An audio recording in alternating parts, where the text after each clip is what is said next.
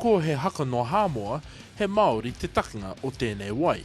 Originally it started with Shaman. He came as a drummer, but he came up with some pretty cool riffs that just got us going on that. He honanga matatini te haere ake nei.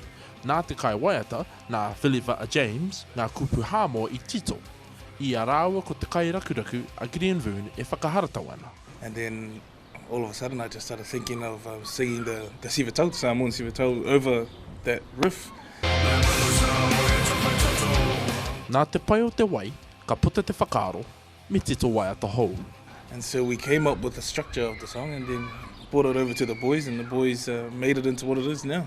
Tūtaki mai ki te kai pā o te pēne, ki a Shaman Rameka, uri no ngai te rangi, me te taiohi no ngā puhinui tonu a Joseph Oti George. Ko tā rāua I te ao pūra mētara, ka rereke te aromai a ngētehi.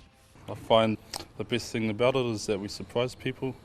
We come out of the background, sort of emerge out of nowhere and hit people in the faces with our music. E ngā tau kua pahure, ka rekau he rakuraku bass tā te pēne nei. Nā Oti George I whakamarama mai tōna urunga ki te pēne. Oliver, he was my teacher at school, my music teacher. I think 2 years ago, he asked me if I could play bass with the brothers.